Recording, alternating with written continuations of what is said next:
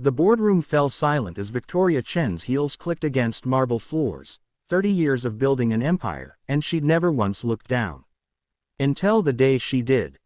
Victoria Chen didn't believe in distractions. At 48, she'd transformed a failing tech startup into a billion-dollar corporation through sheer force of will in 18-hour workdays.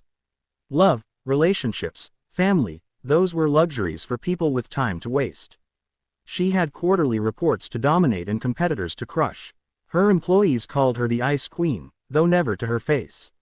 Victoria didn't mind. Respect mattered more than warmth.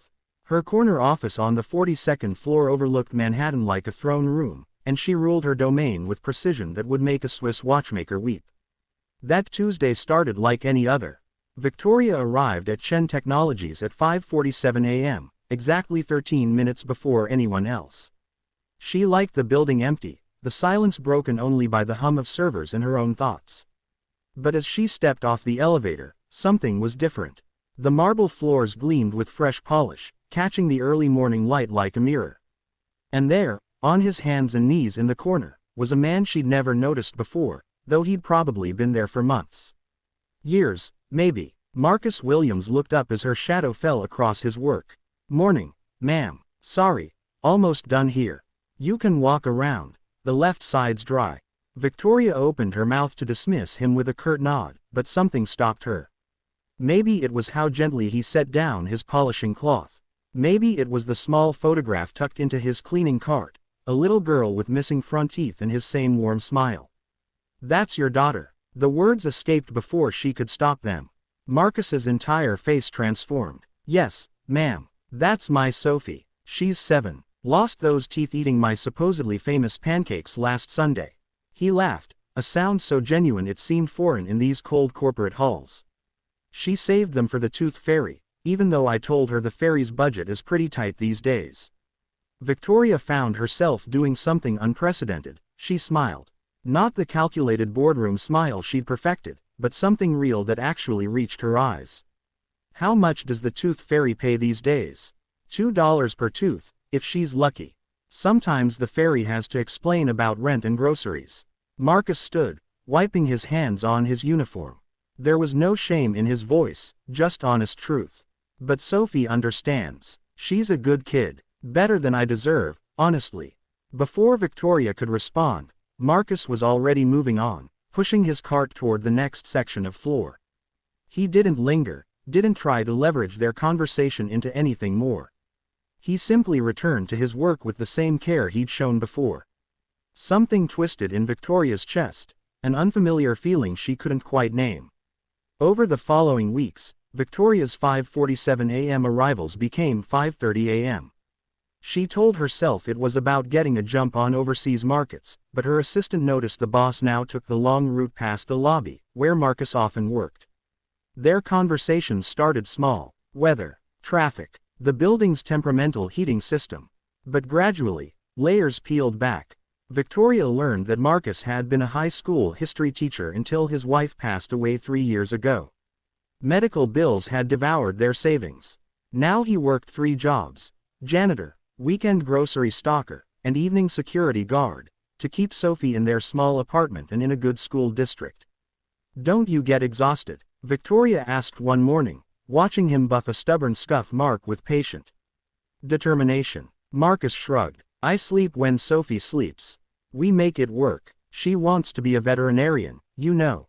Talks about it constantly. I figure if I can just hold on until she gets through school, gets her shot at the dream, that's what matters.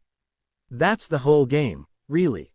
Victoria thought about her own penthouse apartment, empty except for expensive furniture she'd never chosen herself. She thought about dinners eaten standing over the sink, reviewing contracts. She thought about the last time someone had needed her for anything beyond her signature or her strategy. "You're a good father," she said quietly. "I'm a present father," Marcus corrected gently. "That's all any kid really needs. Someone who shows up." The turning point came on a Friday evening. Victoria was leaving late, 9:30 p.m., early by her standards, when she heard crying echoing through the empty lobby.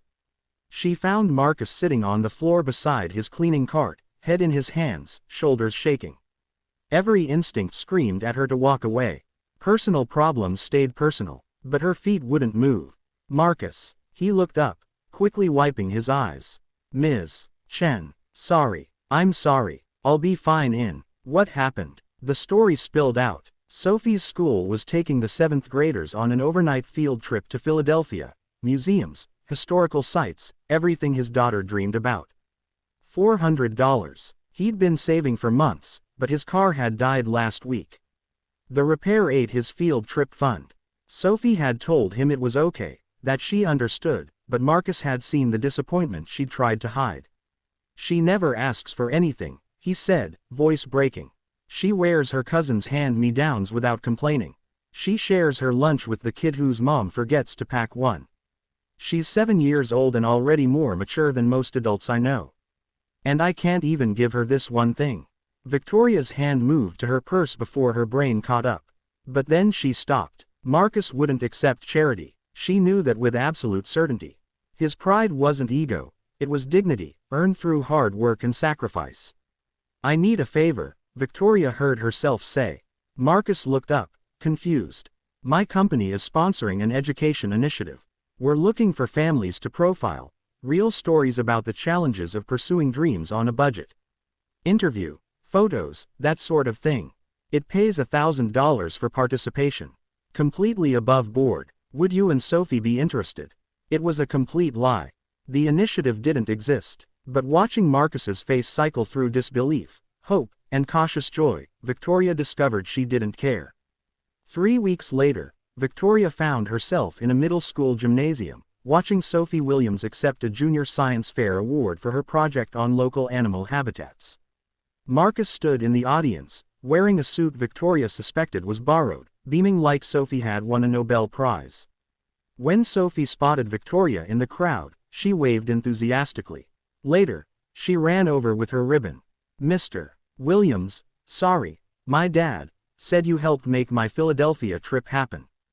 Thank you. I saw the Liberty Bell and everything. It was the best day ever.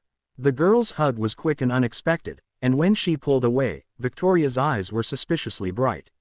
Your dad's pretty special, Victoria managed. I know, Sophie said seriously. He's my best friend. Are you friends with him too?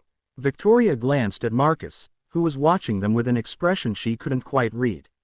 I'm working on it. Over the following months, 5:30 a.m. conversations stretched longer. Coffee appeared.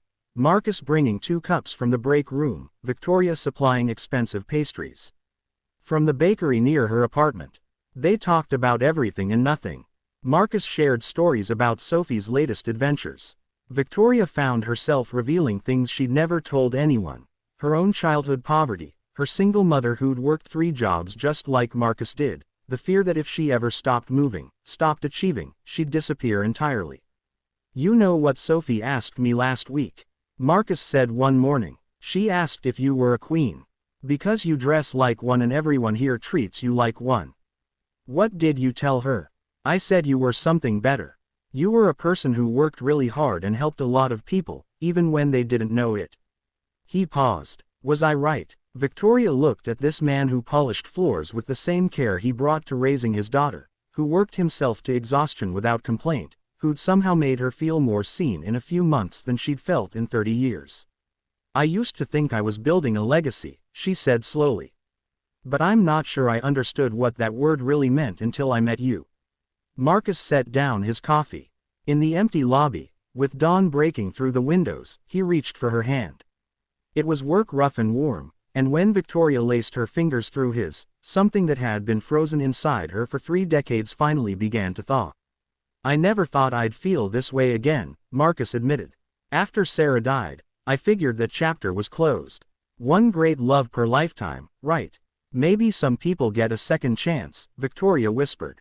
6 months later, Victoria Chen made headlines, not for another corporate acquisition, but for announcing a company-wide living wage initiative and expanded benefits for all employees, including custodial staff.